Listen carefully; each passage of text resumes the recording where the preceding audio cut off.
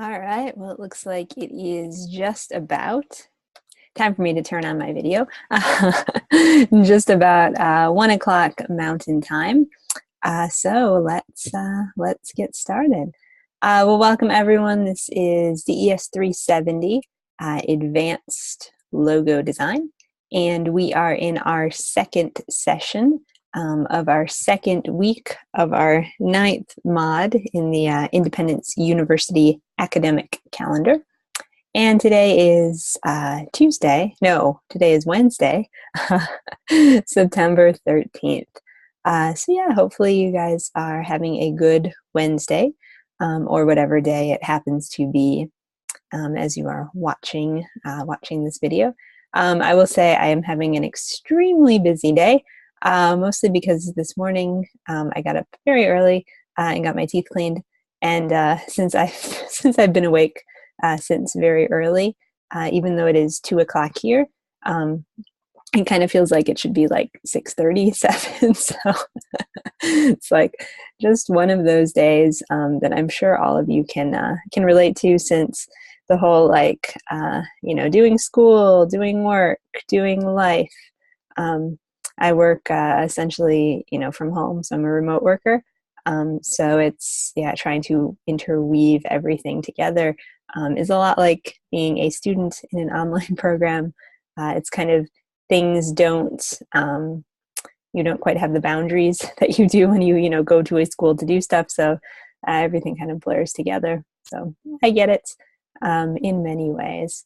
But that said, since we're on that topic, if you do happen to be in a spot where things have gotten especially blurred together for you, we are kind of motoring into the halfway point of this course, which you may say it's only Wednesday in week 2. How could that be the halfway? It's kind of crazy. It kind of is, because Saturday midnight officially is kind of the turnover to week 3, and so then it's like the second half of the course. But yeah, if you had any issues, stuff that kind of kept you from submitting, or you're feeling overwhelmed, or just anything like that, please know that I am here to support you 100% if possible, and that's what I want our completion rate to be, 100%.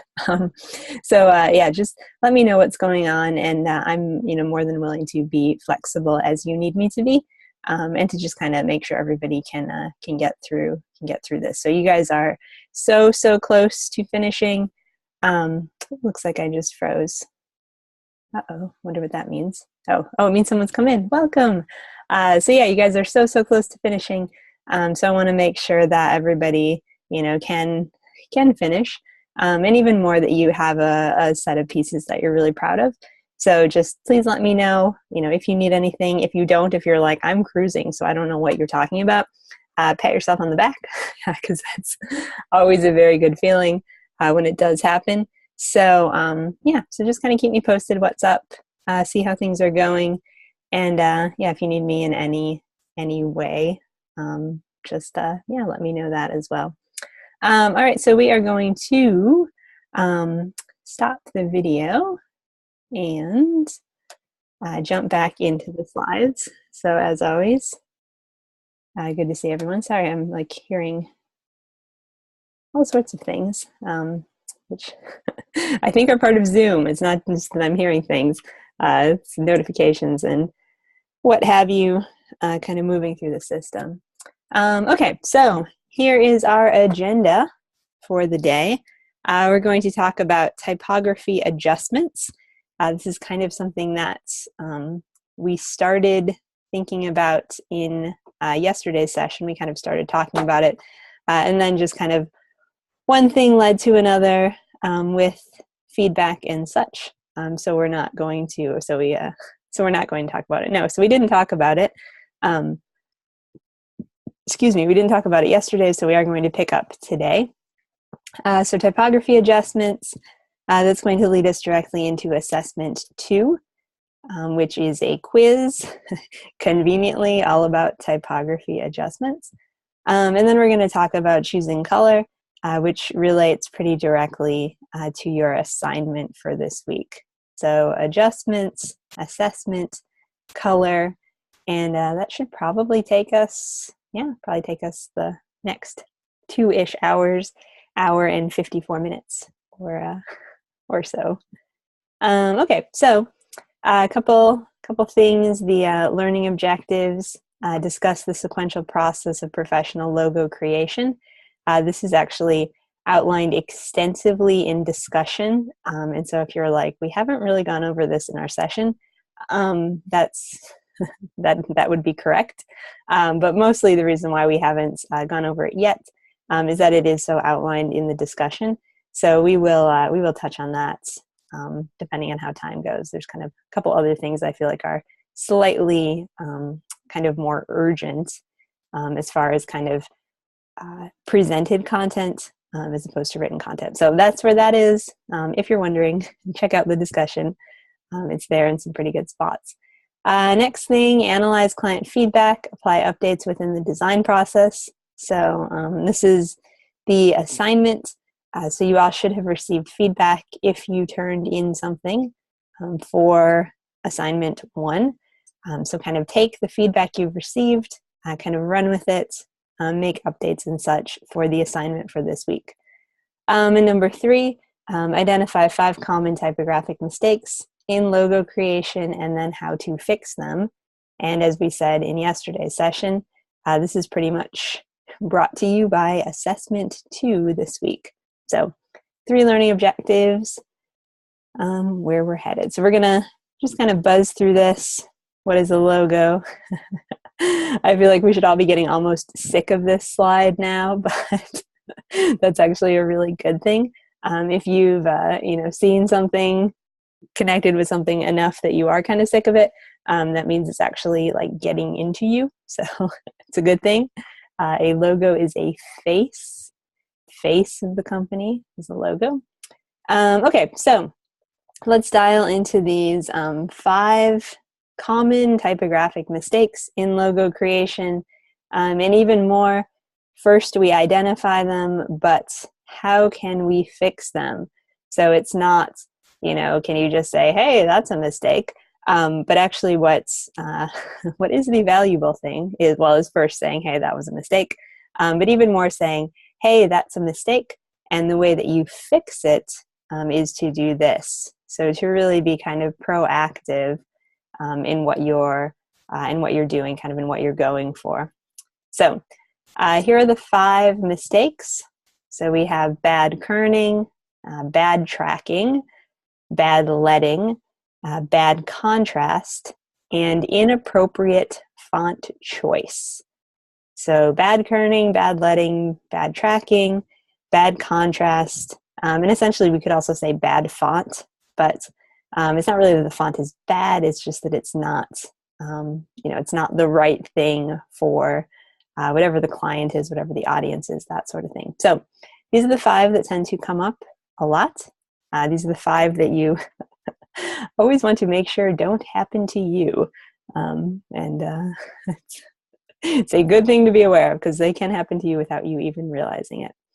Okay, so kerning, tracking, leading. We kind of went over those ideas last week and also yesterday. This too falls into the camp of things that are extremely important. So we're going to kind of talk about them a lot, and just kind of make sure that they're getting into your subconscious type thing. And one thing I didn't check in about yesterday, and this is probably something that most of you guys who are watching the lecture via video will just have to think about. But for our student who is here, have you done any looking at logos around you, like just kind of the logos in the everyday landscape in the wild, so to speak? And if so, have you noticed kind of a trend, a type that tends to be everywhere? Is it word marks? Is it logos with a symbol? Is it anything like that? So, and if you guys are watching via video, what have you remembered to look at logos? Or are you just like, oh my gosh, I knew there was something she said to do and I didn't? And if you have, like, totally fine. This is more just like a interesting thing to check out. Yeah, so just kind of see what's around you. I will say that this morning, as I was getting my teeth cleaned, when I was kind of laying back and in the dental chair, I was staring at this large light, and the logo was on the large light, and it was a word mark. And I was like, hey, look at that. Look at that word mark in script font. Isn't that fun to see? But it did kind of make me wonder why it was script and, like what the designer was thinking. So anyway. So, yeah. All right. So if you haven't been on the lookout, never too late. Check out what's around you. Especially if you're at like a grocery store, corner market, convenience store, that sort of thing, it is a fest of logos. So yeah, make a point to go in there just as graphic design research, and be amazed at just how big the design world can be. All right, so kerning, tracking, letting. We're just going to buzz through quickly what these are one more time. So kerning refers to the amount of space between two letters or other characters. So just between two is kerning. Space between two, I should say. Ignore kerning. Other words pop out. Consider kerning. Nobody will even notice. It's kind of a tragedy, but it is what it is. So you always want to have people not notice, as opposed to people say, I wonder what that is. Tracking, similar to kerning, it's the space between individual characters, but it's overall, so it's kind of the groups of letters. So you can track things very open. You can track things very tight. And again, I don't know if you guys had this when you were growing up, but when I was in kindergarten, we had letter people, and they were actually like these these letters that were drawn to look like people, and it was kind of helping us like get to know the letters, kind of their sounds, their meanings, what have you. So kind of we see the world in letter people. We certainly see visual elements in a very kind of physical, embodied way. And so even though they are quote unquote just letters, we see them as little humans as well. So yeah, we approach it like that. So as you're designing, you want to use that to your advantage, and just kind of get all the excess, just kind of all the excess meaning that you can from what you're putting together. So the example at the bottom, more Zen, has very open tracking, so it's a high number that's defining space between the characters. The example at the top has very tight tracking, so it has a low number, perhaps even a negative, that's defining the space in between the characters. So two things to kind of think about. Next thing, letting. Basically, letting is from when you have multiple lines of text, and letting is literally, as we learned, or I guess as I said in yesterday's session, letting used to refer to actual lines of lead that were put in between lines of type to overall determine how much kind of space was in between things. So kind of cool, fun historic fact. Okay, so those are the top three. Those are the first three bad things. So we're going to talk about how you actually fix these issues. If you have defined if you have defined that it is actually an issue, what you kind of do next to ensure that it is not an issue anymore. So to help us, we are actually going to go into Illustrator, since Illustrator is kind of the program of choice for this course. And we are going to look at 3 examples. And these 3 examples are actually directly taken from the assessment. So kind of a heads up as the way assessments work in this era of courses is basically that there's kind of a huge pool of questions, and when you go in to take your assessment, you only get 15 questions, but it kind of shuffles the pool. So we're going to look at a couple examples that are directly from the assessment, but it doesn't mean that I'm giving you free answers. It means that maybe there's an answer that you might get, but there's no assurances. So you always want to take the principles that we're going to go over here and apply them to whatever question you might be getting. So this is, your chance to kind of get an idea of what a question would be like, and then kind of take that and translate that when you go to take the quiz yourself. Okay, so first off, and again for our for our solo student who is here, you can feel free to engage this as much as you want to. For everybody else who's watching via video, jump in, engage. Don't just have this be background, because if you do have it be background, your quiz score could show it. So you really want to kind of like focus in and watch and, participate as you can. Even if it feels kind of silly, like just do it. It's so much better than if you just kind of passively sit and, kind of do something else and try to listen. So just that bit of wisdom. Okay, so when we look at this, with this logo, it's supposed to be Acadia Lakes Cabins. So when we look at it, there's a couple things that may or may not feel quite right about this. So when you first look at this logo, what's kind of your gut reaction? Is it like, oh, totally clear, looks great, looks professional? Or is it like, those are some interesting choices that I don't think were meant to be?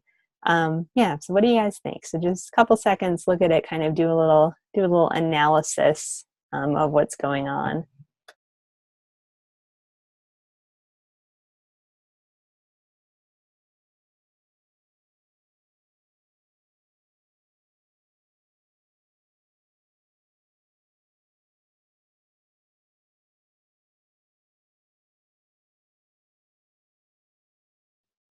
Okay, so if after a couple seconds you've thought to yourself, it feels very strange that the top letters are so kind of squished really close together, and the bottom letters are kind of very open. So they feel kind of a little bit disjointed. They don't feel like they're matching.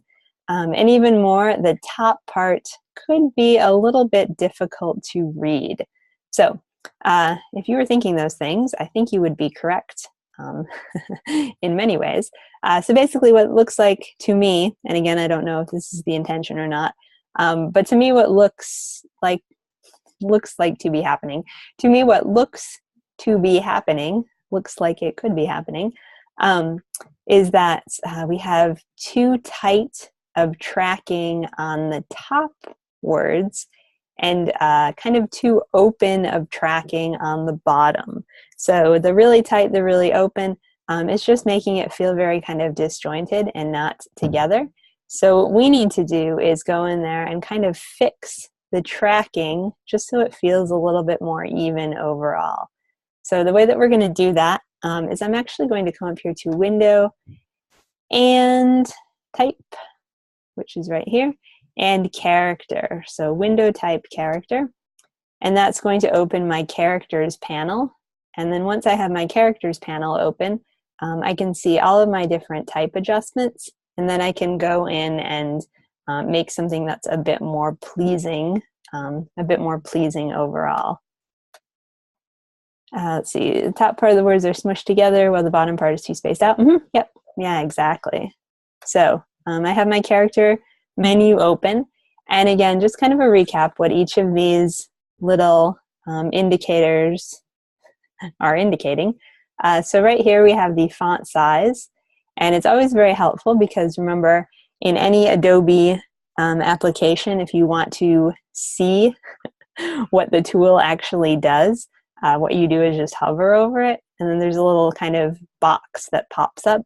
It's known as the tool tip, and it gives you the tip on what's about to happen. So anyway, yeah. So this first one, this is all about setting the size. Second one to the right, just had a right and left moment. is all about setting the leading. So again, space between lines, which we actually do have because this is a double line logo. Then this guy here is all about setting the kerning between two characters. Woo, another easy way to remember that, just look at the tooltip. And then we've got this guy here, which is setting the tracking for the selected characters. And so you can see 85 points is the size, 79 points is the leading, currently no tracking, probably because we're at the end of a line, so there isn't anything, but you can see as I kind of cycle through, looks like we had one that was minus 30, and that was it. Everything else is set to 0. Kind of interesting. But yeah, and then we look at here where it's going to be the tracking, and we see it's 130, so minus 130. That is a big, big number. So we're going to do a little drop down just so we can see all the different options.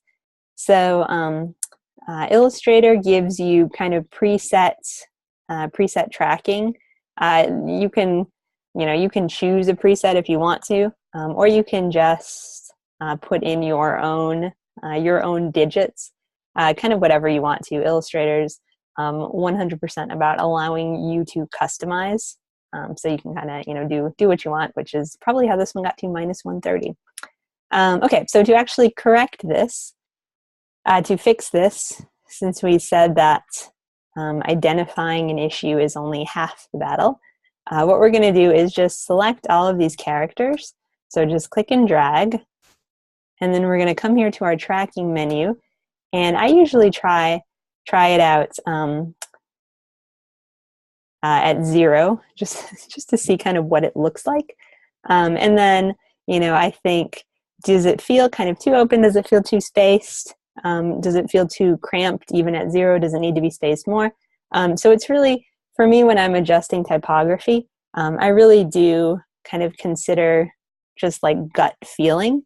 And I know that when you're first starting out, you're like, that's really not helpful because if you haven't done it for a while, you don't really get a gut feeling.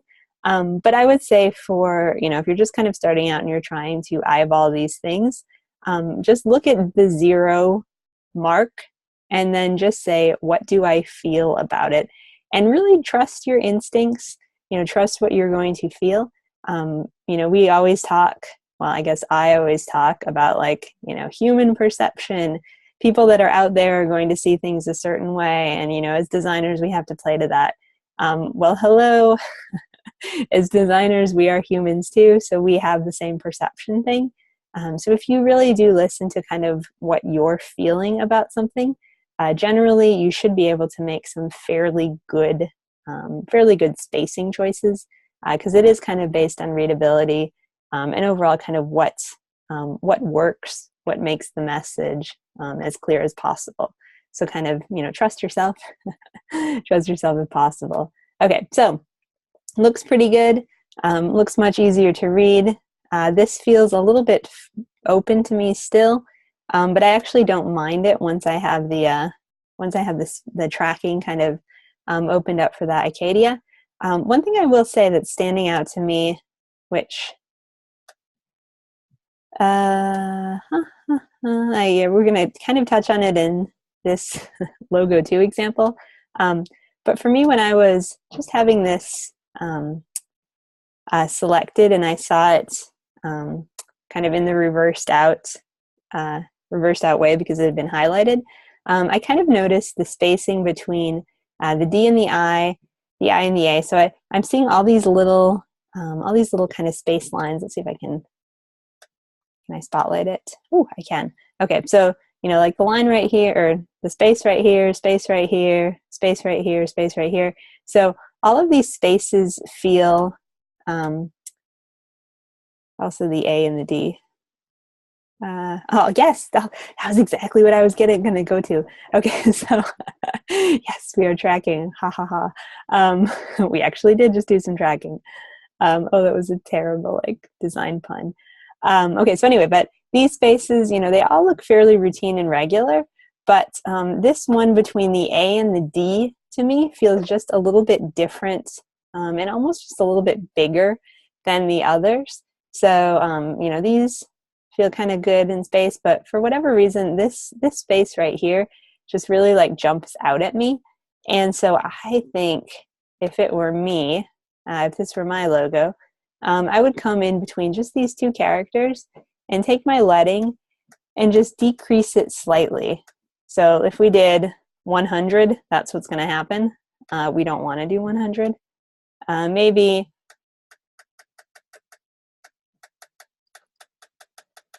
let's see. Ideally, I want it to be, that's a little tight. Maybe 27. So ideally, I want it to feel kind of like the others. And I might even try making it, highlighting it so I can just see it again.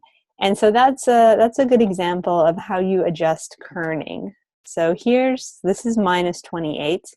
So let's keep it here because if we're too zoomed in, we're not going to get a big picture. But so here's minus 28. So kind of keep that, see how that looks. We'll even get rid of, no, I guess we have to have it here. Okay, so here's minus 28. Here's 0. Just, it's a touch different, but it's enough of a touch different that I think it makes a difference. Because when you stare at this for a while, you kind of get this like akadia. And so it's not reading like a full word. Whereas when you do the minus 28, it just nudges it in just slightly, and it feels a little bit more connected. So the key with kerning is you really want the same amount of space in between each character. So it doesn't, like you can see on this cabins, like it's open, like there's a lot going on. So it doesn't really matter if it's a big space or if it's a small space, but what matters is that you are being consistent and you are kind of setting the tone and then going with that as well. So kind of keep that in mind. Okay. So what was wrong with that logo? I think we kind of all, and I'm going to use all a bit loosely, but I think we can say all. I think we all agreed that it was having some tracking issues.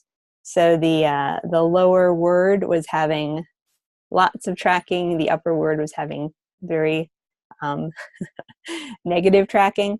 And so because they were both kind of opposites, it was feeling kind of disjointed together. So how would you fix that? You would fix that by increasing the tracking on the upper characters. And then we did the kerning as well, just between those two, and that was more just because we are neurotic designers. I am a neurotic designer, so when we see things that aren't kerned as well as they could be, we want to go in and just do a little tiny tweak just so it reads a bit better. Okay, so, and that's using our handy dandy character panel, which can be found Windows, I believe it's Windows type character, yep, right there. Okay, so moving right along, let's look at another logo that is falling prey to one of the 5 common errors in logo creation. So here is this logo. And yeah, we're going to take again just a couple seconds, kind of identify what you think is going wrong with this logo. And then we're going to check in and talk about how we would actually fix it. So what's happening here?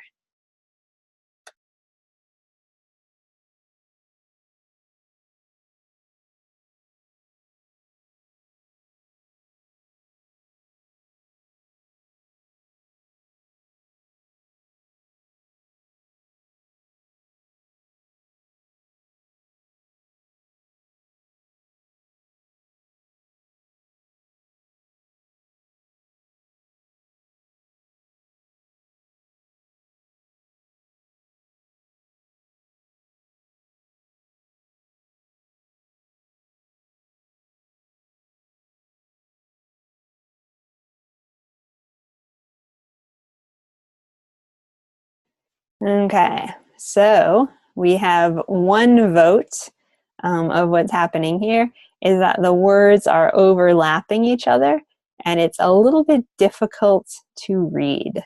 And I think that is correct. Well, I say that. That's exactly what I was thinking when I saw this logo as well. So, do you guys remember? Words are overlapping each other. You have multiple lines of type. What is that an indicator that you need to fix? You need to fix the hmm. And what is that supposed to be? And if you're thinking, leading. You would be correct. We need to insert more lines of lead. And yes, that was very, very good. Okay, so to do that, once again, we're going to get into, well, we're going to open up our character panel if it hasn't already been opened. And we're going to just double click in our text box. And again, picture. Woo, we're going to highlight everything. We're not going to take a picture of it. We're going to highlight everything, and then we're going to do some adjustments. So actually, I guess we don't need to highlight everything. We can just highlight the second line. So you can see here when we check out what's going on, type size 116.11, leading 78.25. Whew. Excuse me, that's tiny leading for the type size. So what we're going to do is just come over here again, click the down arrow. We could do, we could just do it by hand, or we could just come down here and click auto. See how that looks? Yeah, too big. And then use the arrows again. So basically, we just want to kind of free that second line. It was a little bit too stuck in the upper one. And so it was feeling a little bit too compressed and hard to read. And boy, this is like unintended consequence, but doesn't it look so good with the bakery having the dark background and then the bluebird being like the reversed out? I think it's a much stronger logo this way. And again, I mean, this is design. Like, you think as the designer that you have this like really solid, good idea about how things are going to look.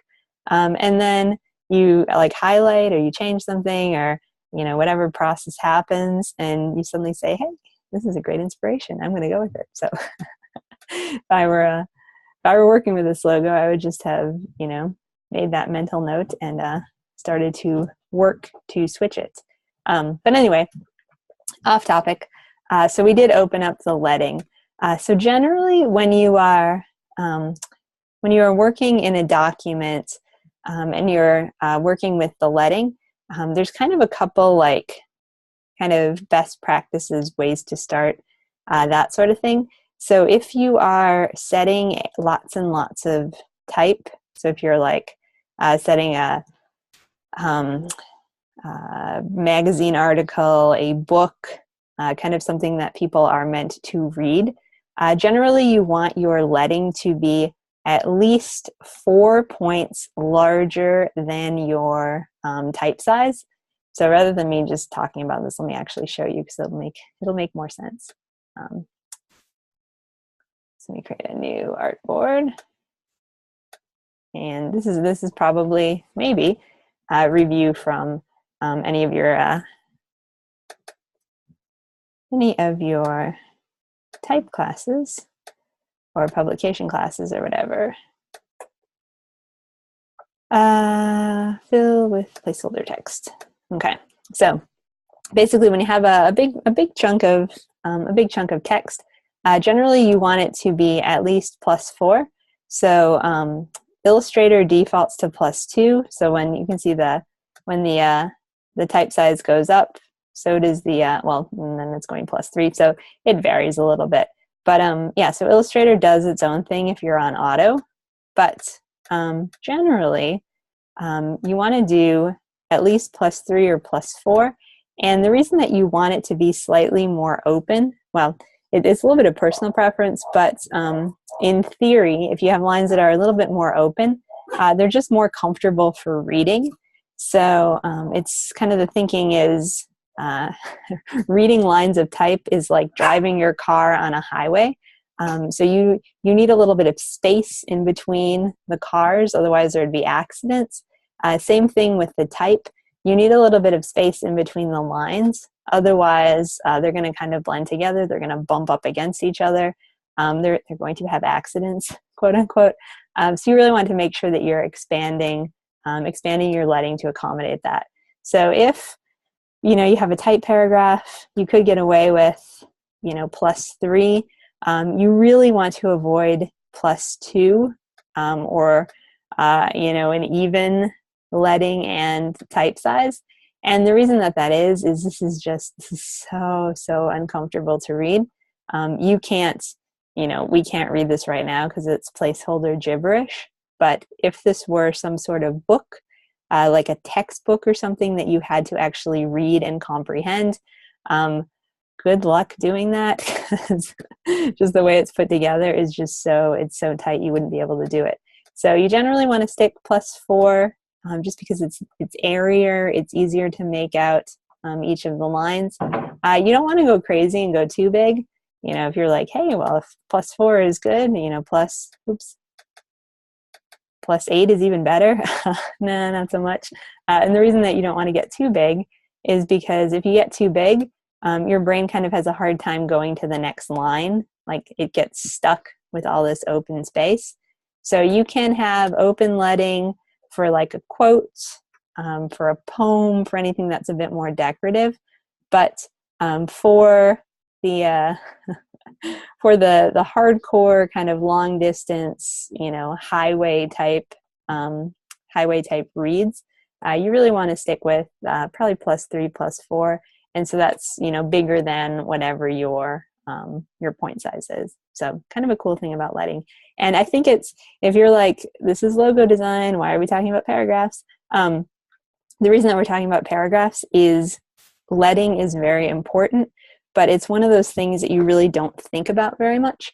And so I'm going to tell you some other stuff about how you lead logos, and it's kind of the opposite of how you lead paragraphs. But I just want you to know kind of that whole, it's a full spectrum. So I want you to know the other side of, what we're going to talk about. So, and if it's confusing, hopefully it won't be for very much longer. Okay, so when you have paragraphs, you want to lead +3, +4, just because it's easier to read.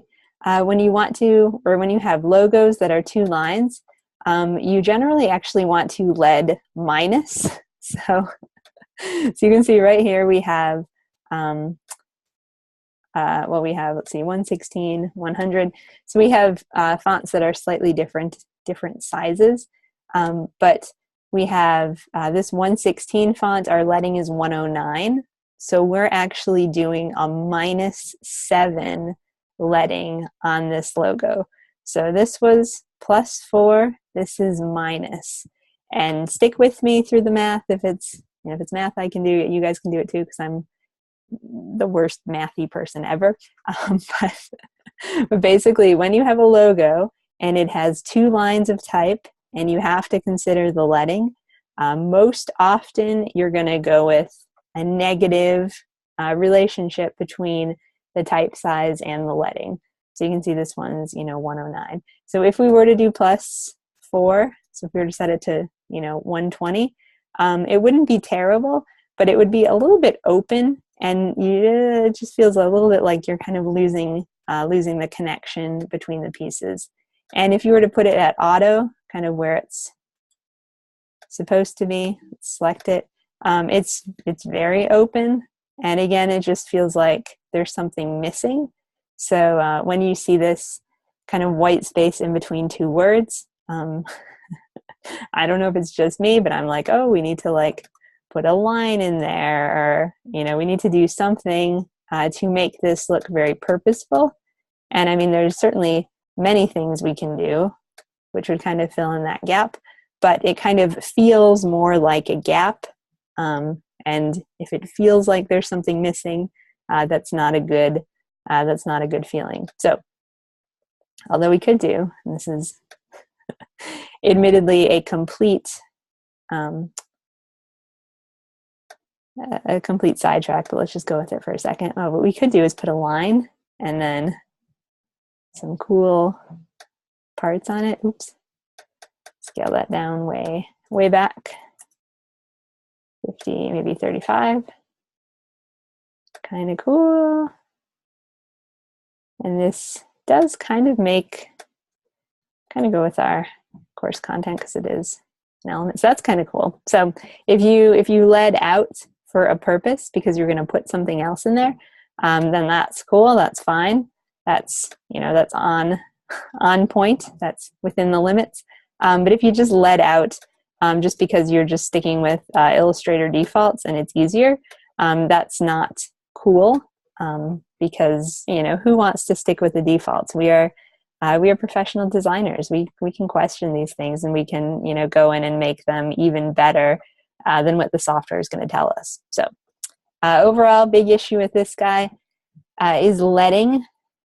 So it was the two lines were too close together, so we needed to open up that leading, which we did, and it became a lot better. So as long as we're in this logo, though, let's just take one more look at what the overall kind of spacing looks like, and especially that great friend we have named kerning. So when we look at this logo, does anybody see any place where we might want to just adjust the kerning a little bit? I'd say like 98% of this logo is looking good, but there are two letters where I'm like, ooh, I don't think so. I think we gotta get in there. Otherwise, we have no business calling ourselves designers. No, that might be too harsh, but there's something that's glaringly jumping out at me, which I especially notice when I highlight it up. So let's see what that is. And if you're watching via video, is there something that's kind of, you're like, ooh, that makes me feel a little uncomfortable. What could that be?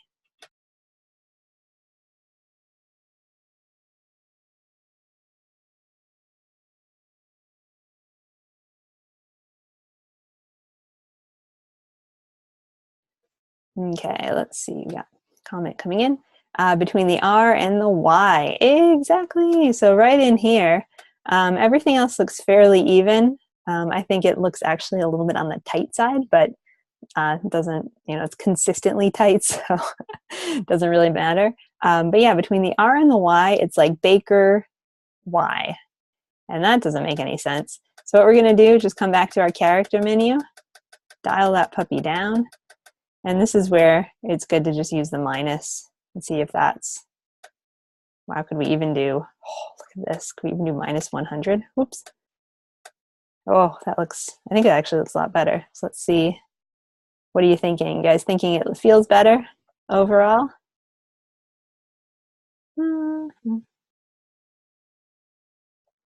I have an idea, but I'll stay quiet for a second. All right, I think, yeah, so the chat box is saying yes. So hopefully if you're video viewing, you're thinking the same thing. We could try making it, so I thought it looked pretty good. We could try making it just slightly tighter, maybe 125, so it kind of matches the rest of the piece. The thing that's a little bit sticky now, and that generally happens when you start messing with kerning, is you start seeing like other spots too suddenly. So now that the Y and the R is fixed, I'm suddenly thinking like, that K and that E are pretty far apart too. Why don't they want to hang out together? I'm just going to dial that back a little bit. And then the other thing you have to be a little bit careful of is this is meant to be a stacked logo, so it's meant to have the same width from the top word and the bottom word. So I just turned on my rulers. So again, that's Control R. So Control R turns them on, turns them off. And basically the reason I turn them on is I want to get a guideline because I want to make, I want my character or my words to be the same width. So you could either make this upper one smaller, so I'm kind of shrink down, but I'm going to actually try making my lower one a little bit bigger. See if that would work. Bakery. Aha, I did. Yay. Okay, so So when you mess with your kerning, which you should mess with your kerning, it's a good thing. But when you do it, you will notice that other little things start to change. And so you want to make sure that you are kind of taking a peek and seeing what else has changed. Like I changed up my kerning, and then I was like, hey, I need to change it in this spot too. And then, oh, now my line is kind of a little bit iffy, so let me fix that. So yeah, kind of it's a little bit of a domino effect, but the good news is that once you kind of get it together, then it really does hold up, and it works much better. So take the time. And the other thing too is that this stuff, especially when you're adjusting kerning, when you're adjusting tracking, it helps a lot if you make adjustments and then if you don't look at it for a while and then if you come back, because if you try to just do it all at once, you may kind of get in the zone where you're just like doing something a little bit goofy, like you're tracking everything too tight and you don't realize it because it's just, you're on a roll, or you're just, kerning, you're going kerning crazy. So it's good if you can do a little something and then step back and see what really happened. So I stepped back and I looked at, this zoomed out and I was like, ooh, that R and D are too far apart. So it kind of just kerned that a little bit. So it's very much kind of a cycle that you go through. So you want to leave your work and then come back to it. So this is where it becomes very important to have good time management. So you can kind of build in this stuff into the process. The minute that you say, I am under a tight deadline, I'm super stressed, I need to get this done, your work will just reflect that you're super stressed. Like the design, I don't know how it works because, we're working through a computer, but it shows up in designs that are stressed versus designs that the person was relaxed. And like I see it all the time in student work, and I see it in my own work. I feel it in my own work especially. So, kind of plan that into the process if you can in any way.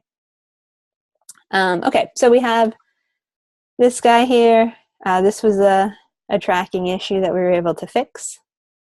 This one here, this was a leading issue that we were able to fix. And then I added that line that had nothing to do with leading, but it kind of is cool. So I liked it, so we're going to just keep it there. All right, and then we already kind of addressed this in the other two, but here are 3 lines of type, and one of them could use, I think one of them could use a little bit of adjustment in kerning. I can't quite remember what the question was that I encountered, but yeah, actually no, I think I see it now that I'm staring at it. But yes, this is a kerning issue. So somebody's having an issue with their kerning, and your job as professional designers is to kind of guess which one that might be. So as you guys are looking at this, which one maybe isn't as kerned as it's as kerned as it could be. It's the attention to kerning is perhaps not what it could be. And kerning with serifs, it's a difference, or it's a toughie, but there is something that, if you look at them quite a bit. So a couple seconds, let's look at these, and then we'll kind of jump back in.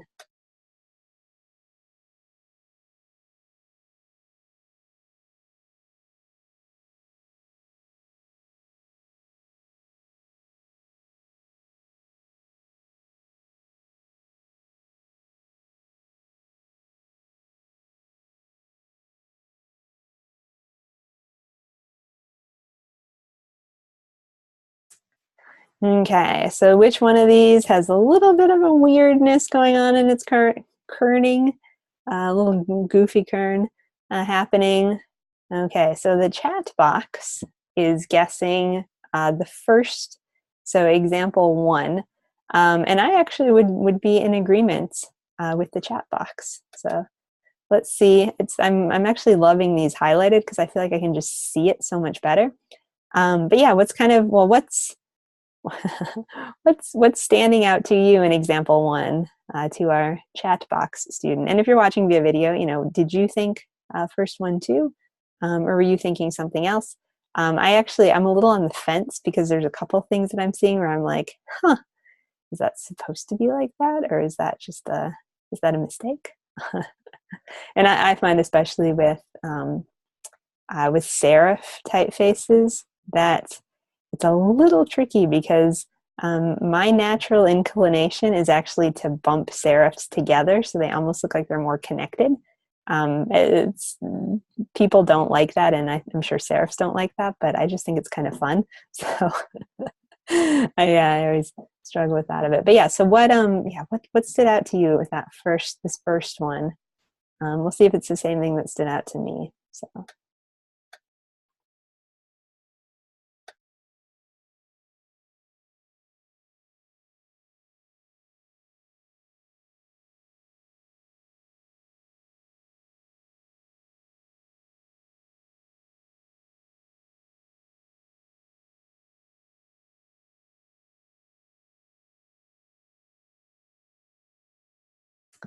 Okay, so the chat box is saying the space between the M and the A in main, the R and the E in street, and the N and the K in bank. So M-A, R-E, and N-K. Yep, yeah, and those are actually standing out to me too. This was actually the thing that initially got me was that M-A. It's like M-ain, street, but it's kind of like stra-eat, bank. So it's like if you're sounding out letters when you're an emergent reader or something, it feels very disjointed. But yeah, so anyway, so this spacing feels kind of big, and then when we click on it here and then we check it out with our character menu, you can see it's set to 75. Like, why in the world is it set to 75? Who knows? I don't know. But when we just put it back to 0, it just kind of goes in a little bit better, kind of tightens up, and it feels better. So this one too. So yeah, this is one where I'm like, is that supposed to be that big? I feel like I would actually go in and just shrink it slightly. And then the other thing I would do is between these two E's, I would actually, you can see it's up to -50. I would open that up again. And kind of what I was cryptically saying a bit earlier is I actually like when I bump serifs together. So it looks like, it's a continuous thing, but that's not good reading practice. So that to me felt a little bit off. And then let's see this guy. This is -50. So if that was set to 0, how would that look? I think that actually looks better. I didn't mind it totally at -50, but again, it's because I like to connect my serifs. But yeah, and then N and K, again, you click on it and you realize, oh, it's actually 70. Why? So this is pretty good set at 0. That's set at -25. Maybe we want to just open it up just a touch to see if it would do something. Looks like A and anything kind of have a narrower profile, which is fine. So kind of a cool thing too when we're onto these ideas. When you are adjusting kerning within a font or a typeface, if you click in between two letters and you see a value within parentheses, this means that it's the default that comes with the font. So the way it works when somebody actually makes a typeface is they actually have to go in and specify what the space is in between the characters for each character, and then also for special character combinations. So every character, this is mind-boggling. If you are a type designer, you have to draw out the characters, you have to draw out the punctuation, and that's kind of what everybody thinks of, like, oh, you make a font, you draw it, whatever. But then you have to go in and you have to do all the back-end stuff. So how does it relate to other characters?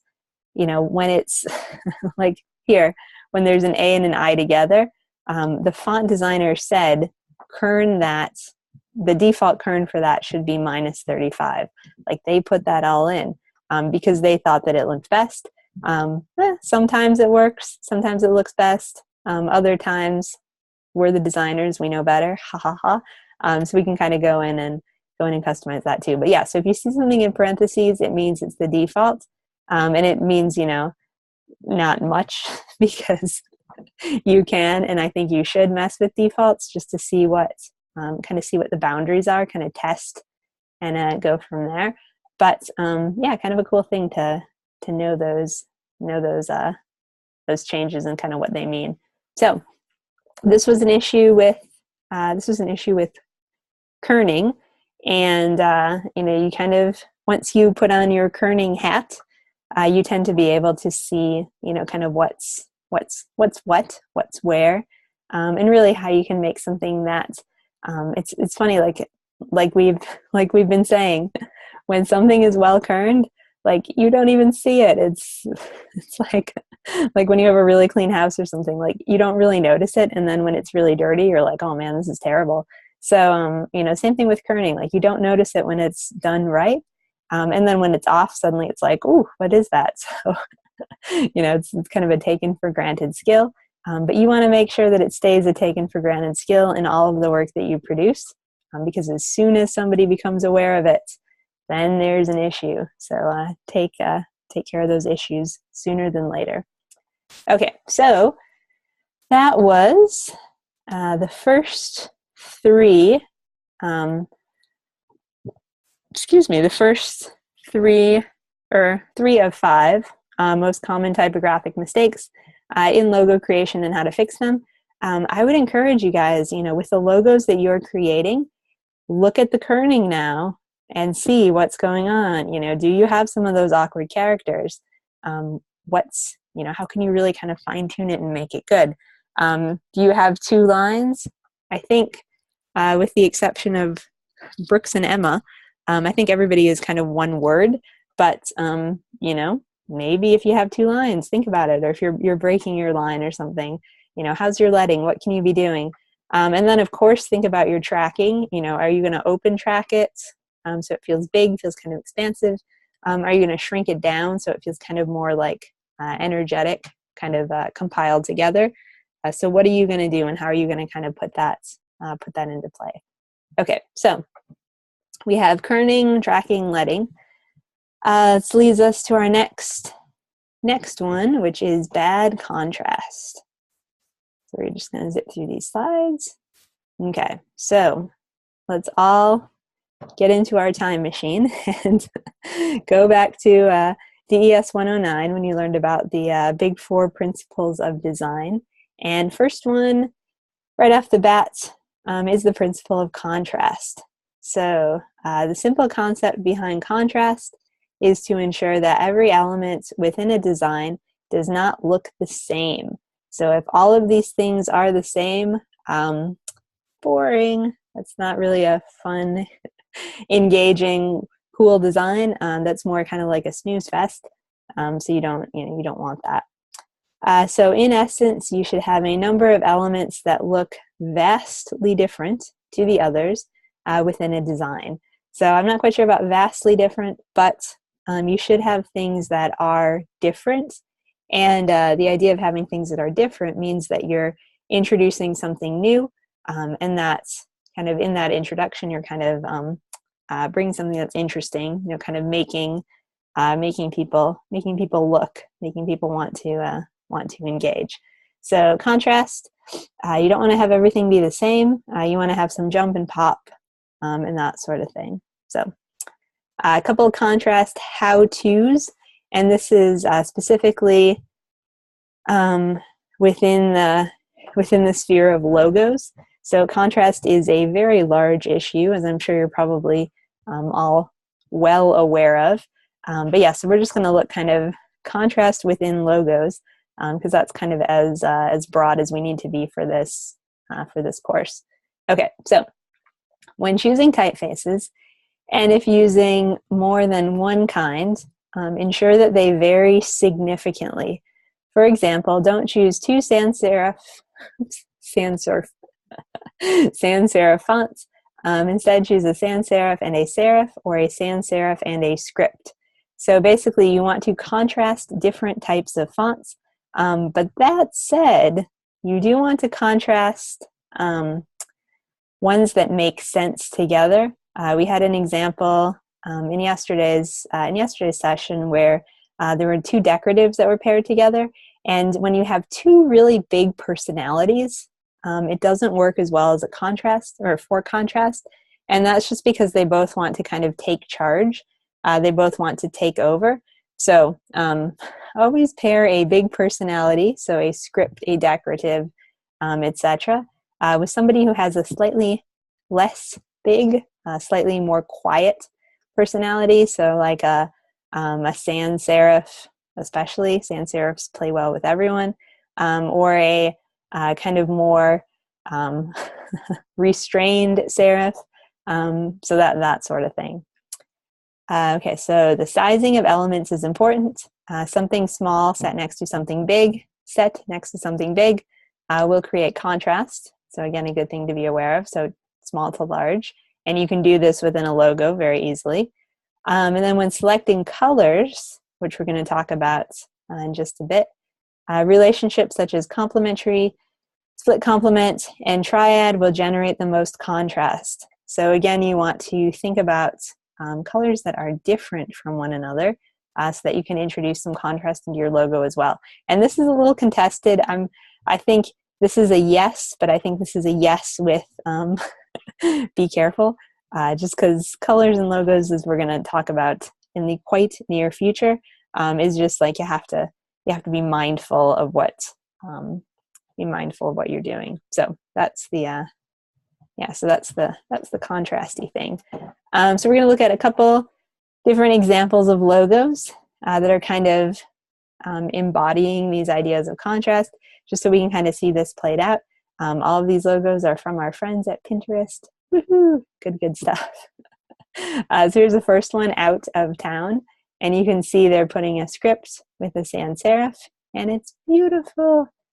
I could actually see the Brooks and Emma logo if it was just like kind of treated like this. So a really streamlined kind of vertical sans serif, a little whimsical and even if it was a little whimsical and like, written like and kind of going up, that would be really cool. I could see that. So one example of contrast. Here's a contrast. I apologize for the pixelation, but this is a contrast of size. So rosy gold, and the O in rosy is tiny, and it just flows really nicely. Like it's quite restrained in kind of its execution, but it just feels, it feels good. It feels interesting. And it's nice too that they only did it once. So it's a kind of a contrast in O as well. So we have kind of a big generalized O, and then we have kind of that smaller one as well. Next one, Lore, Dre, and Company. This is a little bit of an interesting one because it kind of is a monogram mixed with a word mark.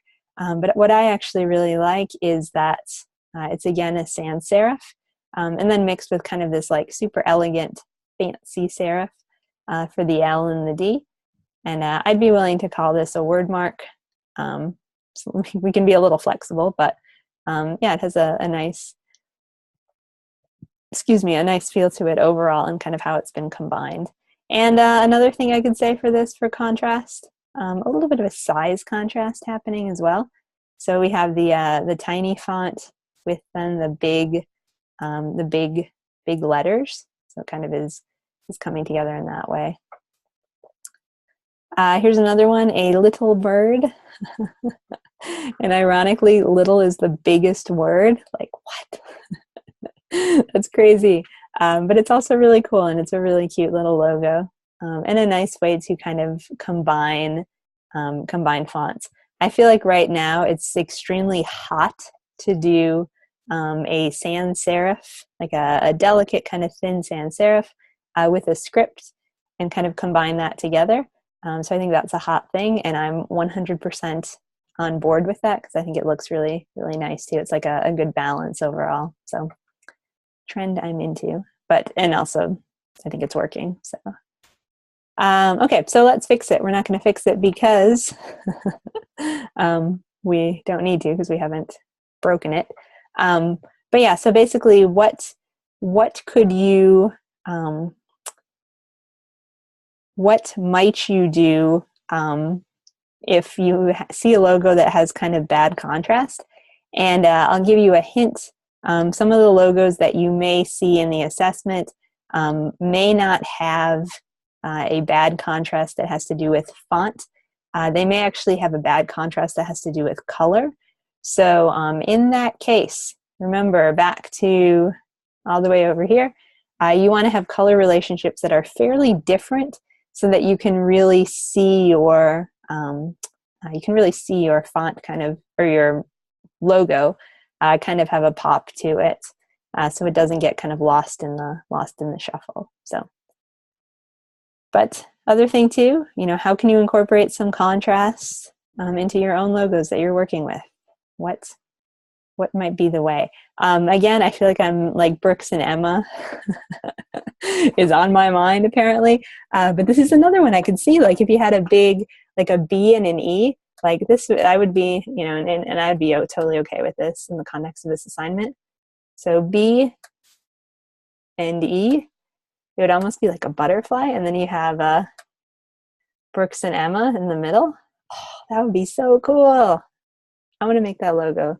I guess I could, but for what it's worth, that might be another fun option for that.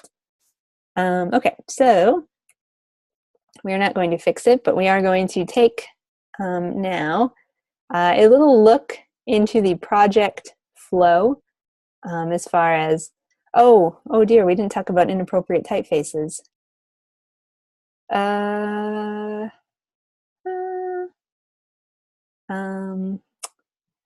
Oh man, I knew there was something we were forgetting. All right, well, here's one tip we will talk about. I feel like this is pretty self-explanatory, but we'll jump into Illustrator just to make sure. So inappropriate typefaces fall into the category of just kind of being essentially mismatched to what to who your client is, to who your audience is, that sort of thing. So we have Main Street Bank. So this is a very kind of bank-y font. It feels formal. It feels kind of credible. It feels like a place that you could trust and put your money into. And the reason that it does all these things is just because culturally we've all kind of been assimilated into that thinking.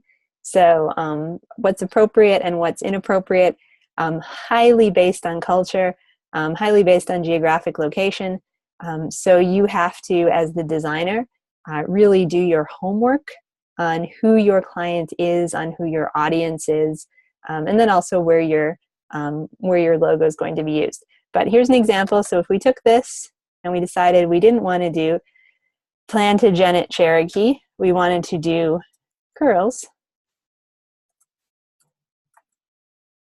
suddenly we have the bank go from being super credible and banky and reliable to being something that looks like it is a place for children to go and romp or something. So it changes the feeling, it changes the message in some pretty fundamental ways. So when we talk about inappropriate font usage for a logo, really it's just what the font is saying visually isn't kind of staying within what the words are saying, what the industry is saying about who the client is. So there's a mismatch going on, and the mismatch can probably be traced to the font that was chosen. So this is, nothing that we would say yes to. And same thing if this were Main Street candy store, that could totally fit. Well, we talked yesterday how curls is kind of overused, but in this context, something like that could definitely be a good thing. Whereas if we had Times New Roman, Main Street candy store, who would want to go there? So it just doesn't feel as as appropriate to the audience, as appropriate to the context, as appropriate to kind of the industry in general. So when we talk about inappropriate fonts, that's basically what we're talking about. So it's just somebody hasn't done their homework, or they thought they did their homework about their client or their audience, but they just end up being a little bit off base, which, you know, sometimes happens just because you think you know what your client wants, you think you know what your client needs, and it turns out not so much. So it's just another reason why design is such a kind of back and forth iterative process. So that is inappropriate font. So hopefully that makes sense. And it's kind of, this is something that I feel like is kind of an easier thing in many ways than the typographic changes, mostly because we have all, you know, we've lived in the world. We kind of know cultural norms and kind of what's expected of anything. So I feel like we have a lot of this kind of ingrained in us already in a lot of ways. So okay, so let's change bases now and talk about this project that we're working in and take another look at the overall project flow. So, oops. So in week 1, we made a logo. We saw lots of good examples, different logos that were made. Then in week 2, we are refining our logo. And with that refining, we're going to add some color to it. We're going to see what it looks like in grayscale. And we are going to put it in black and white, kind of put it through its paces. So in week 3, we are going to make a symbol to go with our logo. So kind of pull elements from our logo or create something in the style of our logo.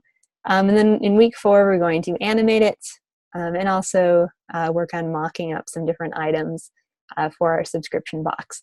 So essentially, you know, we can say, which is kind of cool and a little bit scary at the same time, you know, check this guy off, and we're gonna work on, hopefully, this one as well, and we're halfway done.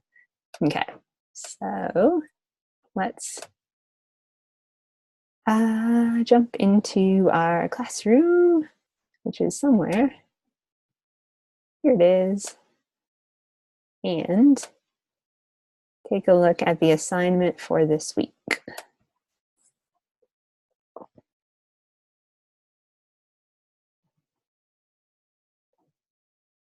Okay, so let's do a little background. So it is widely accepted that in the professional design world, that no project is complete or finished after the first round of designs. Oh, this is so true and so inconvenient. Let me tell you. Rather, the first design submission is just the beginning of a dialogue between you and your client as you clarify expectations, discuss the further visual potential, and generally better refine how the client's needs and characteristics might be expressed visually. A vital skill of being a professional designer is learning to speak the language of your client so that you can be sure that you are both on the same page and that you fully understand their needs. This is done by consciously listening to the client to know what they most value and then mirroring the client's own communication style back to them. For example, do they tend to constantly focus on how certain audience metrics can be reached? If so, then when communicating with these clients, be sure to emphasize how your visual design choices are well matched to reach certain audience members. Or does the client tend to focus on how they can set themselves apart from the competition? If so, when communicating, you must emphasize how your visual choices are new and different than what is currently being done, thus will achieve their goal. Whatever situation you encounter, it is always best to use visual samples rather than just words to describe your ideas. Often things like simple or modern or elegant can mean very different things to different people, thus a visual can go a long way. And lucky for you all, you created mood boards in week 1, which is like a key thing for kind of clarifying client expectation ideas, that sort of thing. So here we have a recap. We have a cumulative project.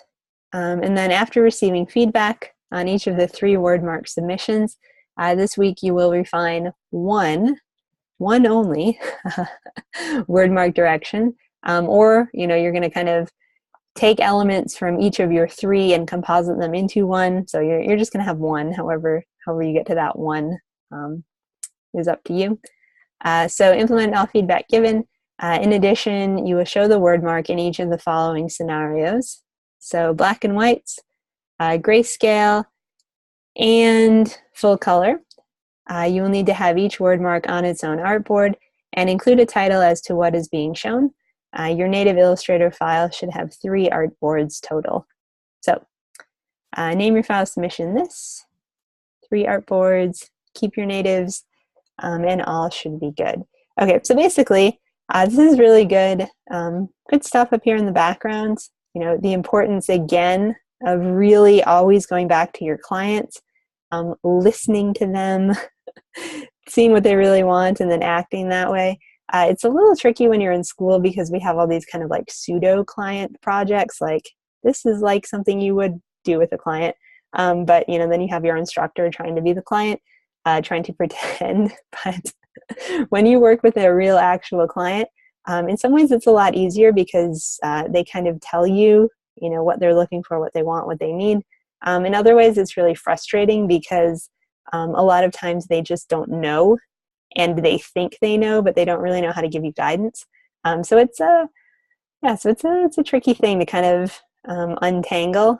And I always find, well, I've been practicing for a while, but I know that when I first started, I was always like, kind of nerve-wracking to interact with clients, and I still think to some extent it's a little scary. But the important thing to know is, you just have to be extremely open, and always, more questions is much better.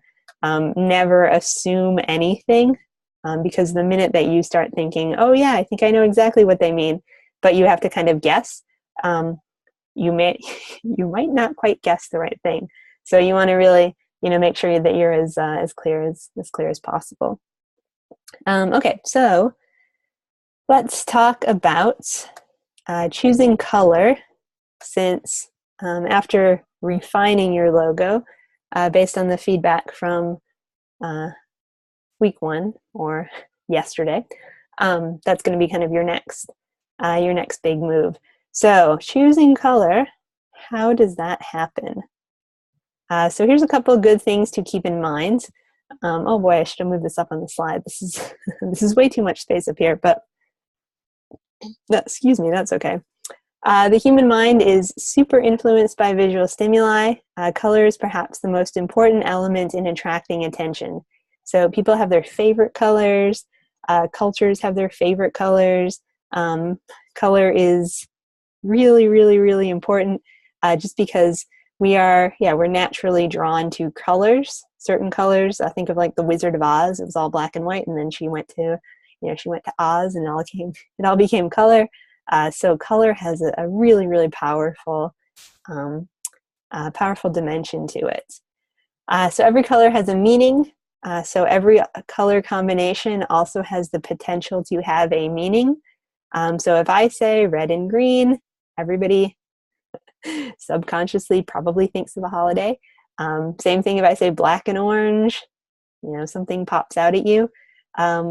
If you say, a color palette that looks like summertime, you're probably not thinking gray, black, and brown.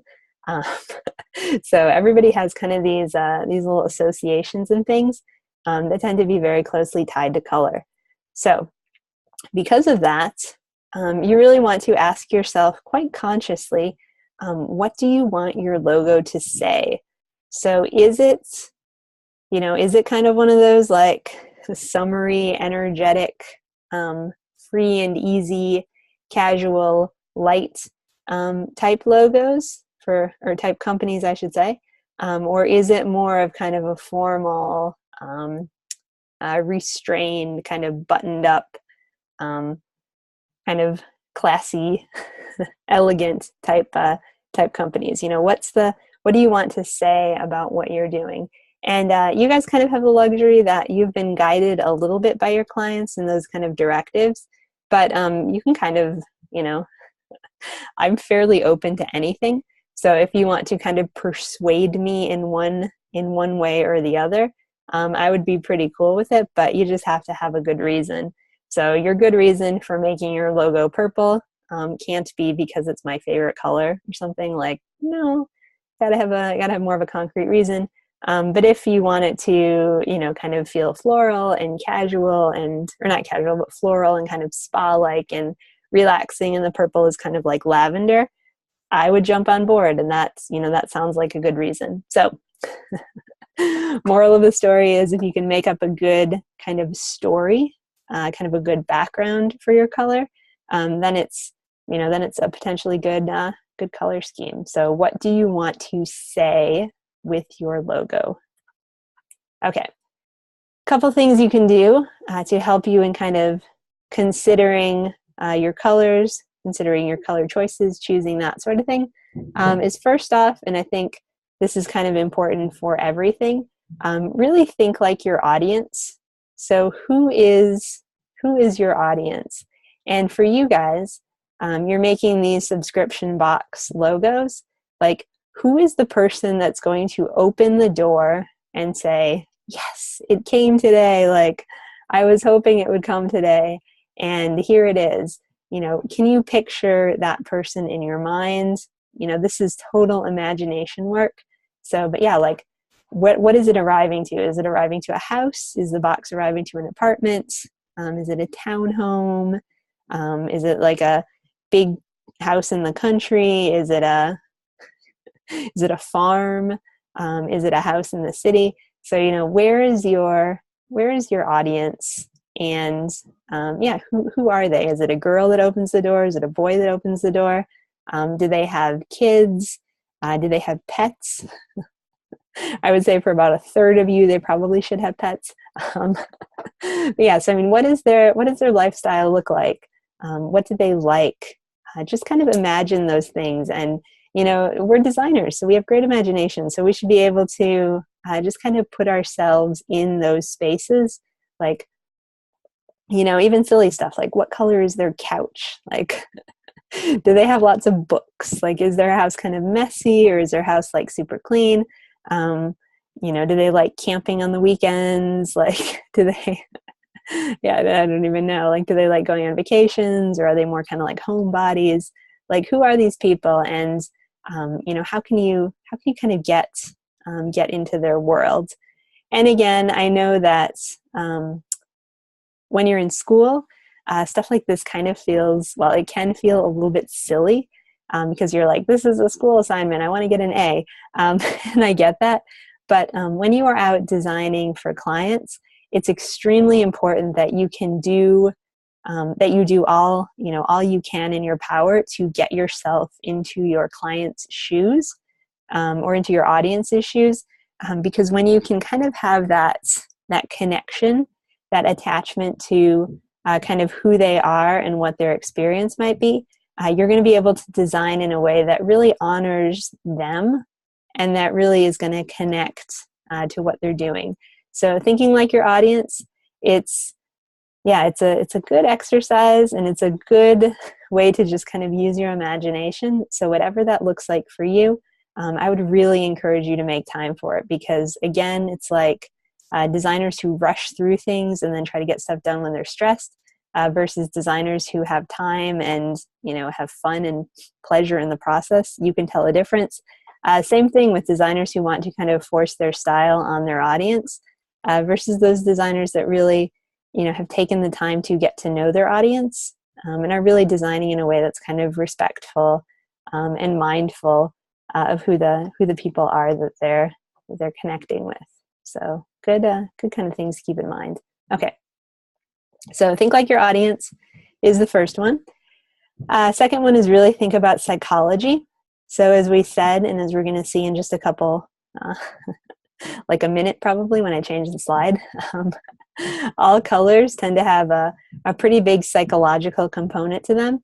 These are very much influenced by culture. but that makes them no less real. So you can kind of get color psychology on your side. And then also think about the color wheel. This particularly has to do with things like contrast. So, you know, think about what you can pair together if you're going to do multiple colors, and how that might work. So think like your audience, think psychology, and then think the color wheel.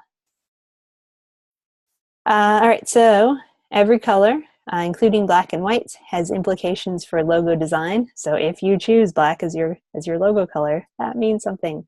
As a designer, since we're multiples, you need to pick your colors carefully to enhance specific elements of the logo and bring nuance to your message with the use of shade and tone. So basically, shade and tone mean kind of the lightness and darkness of your colors. So you want to kind of be mindful about what you're doing there as well. In general terms, bright and bold colors are attention-grabbing but can appear brash. Muted tones convey a more sophisticated image but run the risk of being overlooked. So basically, bright colors are great, but they can be obnoxious. Muted colors, dull colors are great, but they can be ignored or thought of as being boring. So you want to kind of figure out, you know, what the good balance is for you. Okay, so speaking of the color wheel and psychology, if you go to everyone's favorite site, Pinterest.com, and just do a search on color theory, which or actually the meaning of color, which we're going to do as soon as we close out these slides, you will find lots of really cool graphics that just give you kind of good insight into things. This is actually a graphic from this article, so creativeblock.com. But I thought it was kind of cool to just see all the different meanings that different colors can have. And this is pretty much 100% Western North American based. So if you are designing for a Western North American audience, this is what you can do. If you are not designing for a Western North American audience, make sure you know what the colors mean in the culture you're designing for, because you don't want to be that person that makes a lot of cringeworthy mistakes just because they haven't done their homework. So kind of keep that in mind as well. But I can see, you know, pink, feminine, floral, love, tranquility; red, power, violence, passion; orange, health, energy, warmth, excitement, fire. Orange is my favorite color, so I always like that it has like those good happy happy adjectives. So yellow, green, blue, purple. That's good to kind of see that full spectrum. So, you know, think about your brand. What is your brand all about? If you are doing wag time, you know, what's your brand about? Is it pink? Is it feminine? No, I don't know. I think it's more maybe excitement, optimism type thing, you know, brighter colors, warmer colors, kind of more the sun colors as opposed to the moon colors. For the steep tea, soothing nature, maybe, dare I say, a little feminine could get in there. Just kind of the sense of floral love. Cleanliness, trust, loyalty, tranquility, again, something that might go with blue. So, you know, what does your brand mean, and what kind of colors what does your logo mean, and what kind of colors can you use to really show that? Okay, so one more thing before we jump into the internet, as well as Illustrator, just to talk about kind of some of the more practical parts of this assignment. Single or many. So this too, very key thing to think about as you are going about logoing. So single or many basically refers to your usage of color in your logo. So are you going to have a single color, or are you going to have a couple colors going on? So if you have a single color, it has kind of maximum impact. So maximum impact, choose one color. Dun, da, da, da. The magical siren that we all know and love, or at least that I certainly do. She is one color. She is one color green. And you know, Starbucks does a whole bunch of crazy things with marketing and promotions and whatever, you know, whatever the season happens to be, whatever the hype happens to be. But the siren herself stays green, and so this green color has become very much associated with Starbucks. So if your logo, if you want to have kind of maximum impact with what your logo is, most likely make it one color. I think it's easier in a lot of ways because it's, you know, it's such a powerful thing. But just like a word mark, you know, it's in the simplicity. It's also very complicated because you have to be totally on point. If you're not, things kind of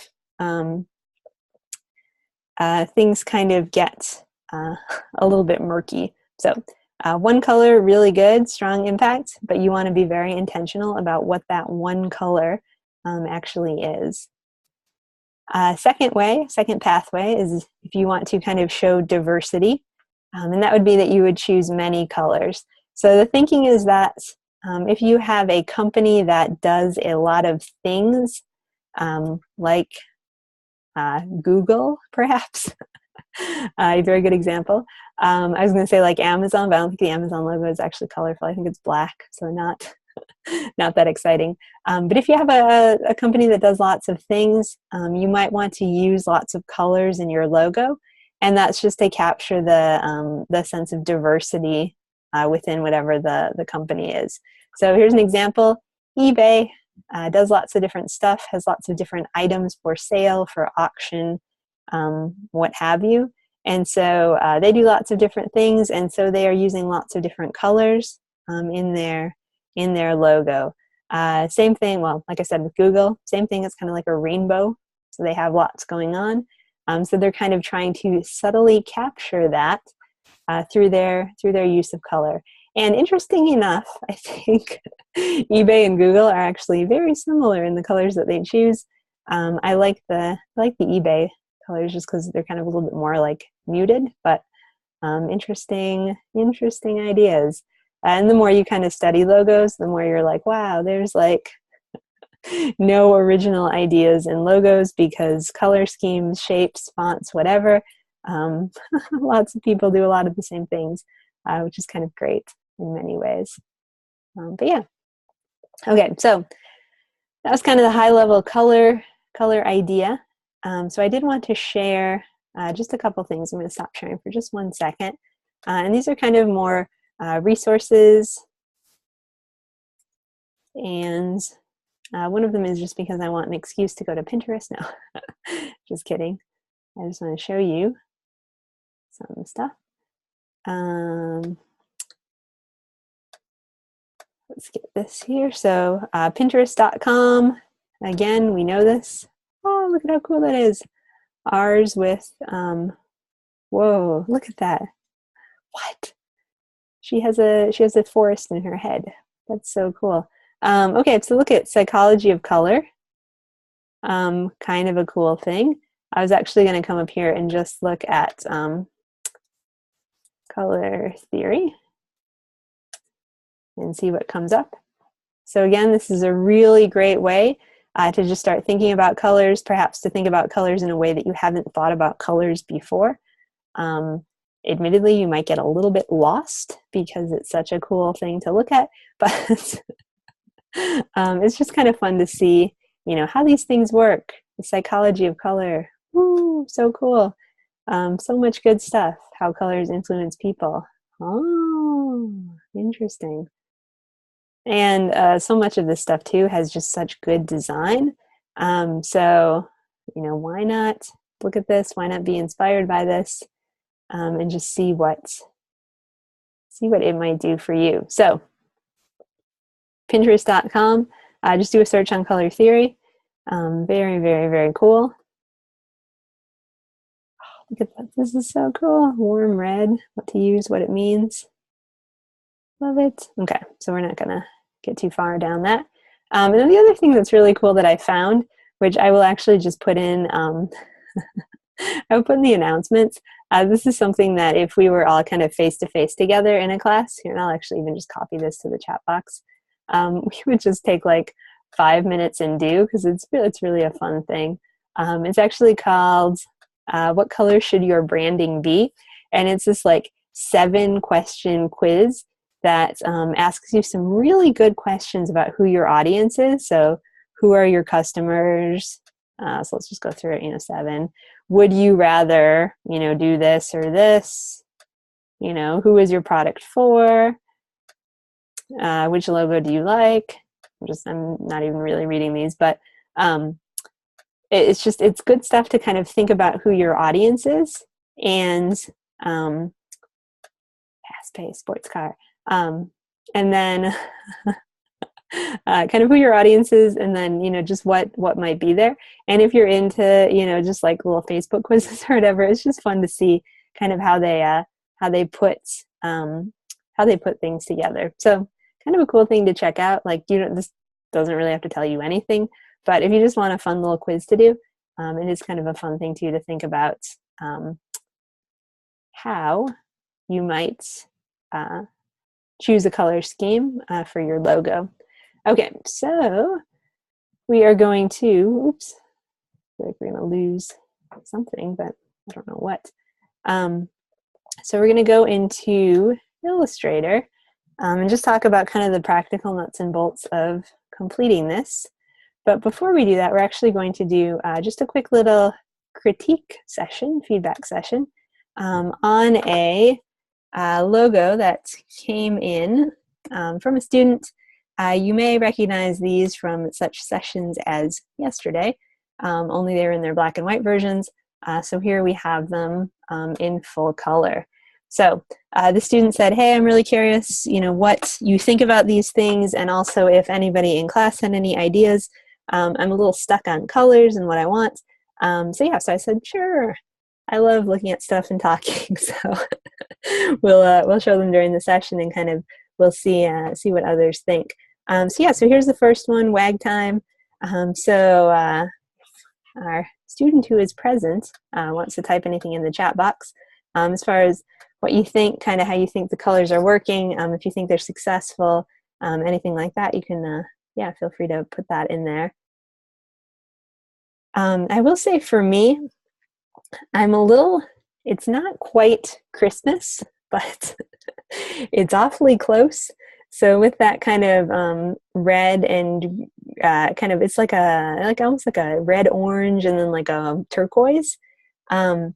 I think it's a little too red and green, but let's see, the chat box likes the colors, so maybe it's just me. But I don't know. There's a little part of me that wants to see like kind of 2 different shades of a color. So I feel like maybe like red and yellow would work, or like this kind of orange color. I guess it's not really red, and that's the issue I'm having. I know in my eyes it's not red, but I keep on seeing red. So it's I don't know. I feel like I would try 2 more sunny colors that might be slightly more related, because that would feel kind of energetic. Or I actually really like the green. The greenish color. So I mean, maybe something that's just like a darker variation of that for the WAG, or the WAG is the lighter version and the time is the darker. So I would play with a couple like tone on tone colors, because it's, I don't know. I'm so torn because I like the colors too. So I guess that wasn't very helpful, but I will say I really like the lower opacity, like the lighter versions of things that are wagging. So I think that's really working. I think you could even go a little bit lighter. So it looks like this is like, 80% of the color. I would take it down to like 50 or 40 and just see how that would look, because I think the contrast could really, it could just make it jump out even more. So we're a little split on colors, but I think the overall it's working. I like it in a color, so that's a good thing as well. Okay, so here's the second one, WAG time, and I actually didn't even realize it until I saw this big. that there's like a glow. So it's like this is something that's been folded. So cool. I love it. That said, it's just it's going to get so lost in the if it was a logo, it's just going to get really lost. So like when it's right here, I just really love it. But when it's, you know, quite tiny, I just don't see it. And I don't see that there's kind of that extra level of nuance. And even more, I'm a little, yeah, I don't like the gradient, mostly because I feel like that too is making it hard to read. So I feel like if this is one of those things that we talked a bit about yesterday too, kind of like what goes on the cutting room floor. This is something that this is such a good idea, but it would work if you could make it in a big way, in a big space. So like on a poster, brilliant. On a t-shirt, genius. On a book cover, fabulous. Anywhere where it's going to need to be tiny, not so much. So yeah, hopefully that makes sense. Or even, you know, like a big signage for a store, that would be good. So what this needs is just bigness. And if it can be big, then you can see it. And then you can see all of these cool little pieces of nuance. And I think even, you know, the gradient works when it's big. But just for this project, just kind of for this idea, I just don't think it's. I think it's you're going to lose. You're going to lose kind of more than you gain type thing. So yeah. So I think I'm fully a fan of. And actually, to the student who's here, as I've probably like totally talked over you, which I apologize for. Do you have any comments for this one? What are you thinking?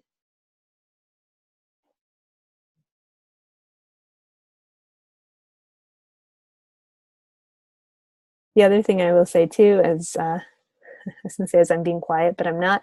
I actually really like this gradient too. I think this gradient's really fun. But that said, gradients and logos, it's a difficult, it's a difficult marriage, shall we say. Okay. All right. So let's get into Illustrator. So we can see just a little bit how to do the nuts and bolts of this assignment. So, and hopefully, if you're watching and that was your logo and you're like, I think I kind of get it, but okay, you know, if anything is still fuzzy, please just reach out and let me know, because I'd be, you know, more than happy to see. And for any of you, you know, as you're working on putting colors into your logo, you know, let me see it. No, if you want to share it with me, I would be more than happy to, excuse me, just kind of let you know what I'm thinking, kind of how it's, you know, gut reaction. And colors too, like spacing or anything, is something that if you don't, like if you've been really close to it for a while, you tend to not be super, uh, super open.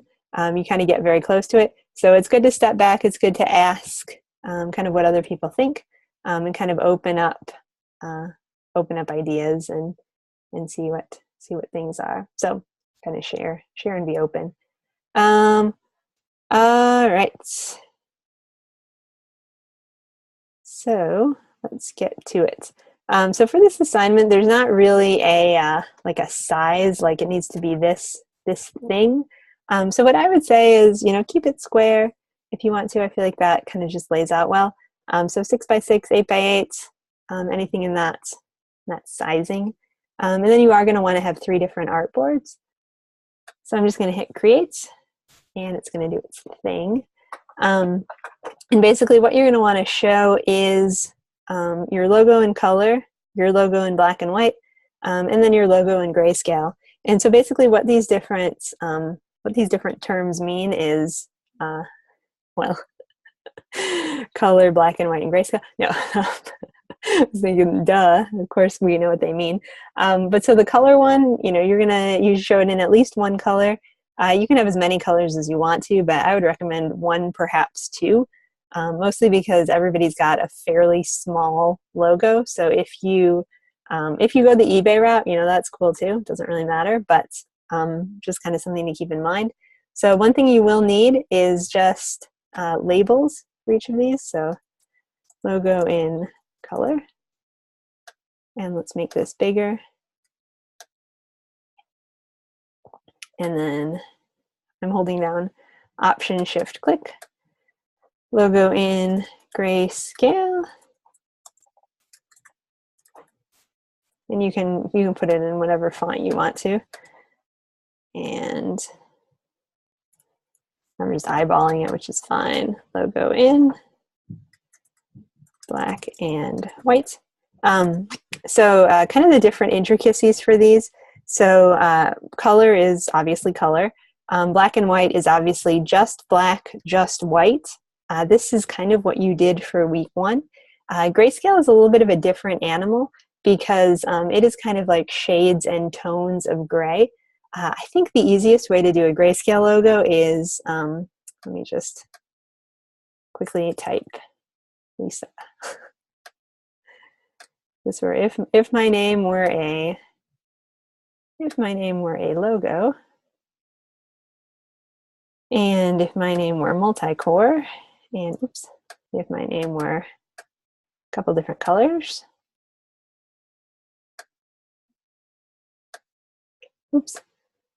I can move my swatches panel. So just like eBay and Google, I do a lot of stuff, so we're going to have it be lots of colors. Okay, so basically grayscale, I'm just going to copy. And this is, I feel like this is the easiest way to do a grayscale logo, but if you guys have another way to do it, that's fine too. So I'm just going to copy my color logo, paste it into a new document, and then this is really cool. If you go to Edit, Edit Colors, and Convert to Grayscale, it will convert it to grayscale. And then in theory, when you just copy it back in, there it is. So there's more complex ways that you can do it. So you can, analyze your saturation and your brightness and your colors by looking at the swatch and then translating that to a base of black and then, going from there. So that's an option if you want to do that. But I think just copy paste and then again, it's edit colors and then grayscale. Super easy. And it does it all for you, which is exactly how the software should work. So that's the grayscale option. And then black and white, you just have to choose what's it going to look like. Generally, so if this were me, anything that is a color, when I convert something to black and white, anything that's a color, I just convert to black. So if it's a color, it goes to black. If you want to do something a little bit fancy, you can have something be white in there with an outline on it. So it's really essentially up to you, kind of whatever you want it to be. So this is basically all you have to do for this week. I say all, but I really want you guys, if possible, to devote some time to refining your logo. This has the very real potential to be a good, strong, solid portfolio piece for you. That's only going to be that if you take the time to, look at the tracking, look at the kerning, check out your letters. If it helps to highlight your piece just so you can see the spacing between it a little bit more, definitely go for it. And the other thing too, if you have the bandwidth, work on it for a while, close it down, come back to it, work on it some more, close it down, come back to it. Don't try to do this all within like 2 hours, just because, you probably could do it. Like it's not that you can't, but it'll just be a lot better if you can kind of, go back and forth with it a bit. So good stuff to try.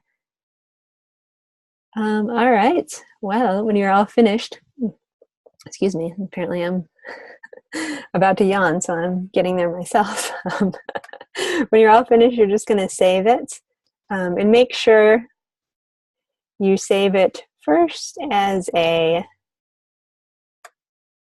an Illustrator file, because you will want to keep your native. One other thing too, I just want to say as like a PSA, make sure you're backing up your files. If you haven't backed up your computer recently, do it.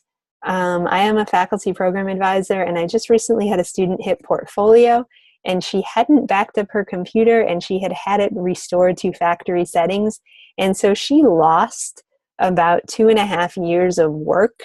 And so now she has 4 weeks to essentially create 2.5 years of work. It's a daunting challenge, and had she backed up, she would not be in this place. So save your natives and also back up your natives, because I guarantee at some point very, very soon you all will be in the portfolio position. And if you just don't have things for your portfolio, you're going to be scrambling, and that's not a fun feeling for anyone. So make sure you back up. It's a very good reminder. Okay, so we saved it, and then we're just going to go to File, Save As. And because we're working in Illustrator, we can just change our format to Adobe PDF, and save, and save. And then the PDF is what you are going to be turning in. So yeah. All right, well, guys, I think that takes us just about to the end of things. So thanks again for another great week in class. Be sure to put on your thinking caps as you approach the assessment, because everybody can do it and everybody can score a 50, but you do have to think a bit because it's a little tricky, but I know you guys can handle it for sure. And then also, have fun with your logos. I'm really, really curious to see what you guys are going to come up with. As you're thinking about your color schemes too, go back to that week 1 mood board, jump into your Pinterest board or your Illustrator mood board and see what colors you were picking. So a lot of you had these really cool, like lush photos that you were doing, and just really cool imagery and things. So you can always, if you have an image, you can just bring it into Illustrator. I was thinking, do I have one right away? But I don't. And then just draw a little triangle. Put your picture somewhere. Draw a little rectangle, I should say. And then take your eyedropper tool and just like suck a little sample from your picture. And if you have your shape selected, it should fill in there. And you can use that to kind of build your color scheme for your logo. So that's another option, another way you might do it. So something else to think about. All right, well, thanks, guys. Have a great rest of the week, or whatever day you may be watching this on. And again, if you do need any kind of like assistance, extra eyes, anything like that to your color scheme or your revised logo, just let me know, and I'd be happy to kind of give you a check-in, or ask people around you, see what they think, see if it's actually reading what you think it should be reading, and yeah, otherwise have a good rest of the week. All right, thanks, guys, and thanks so much for being such a great student, and see you guys next week.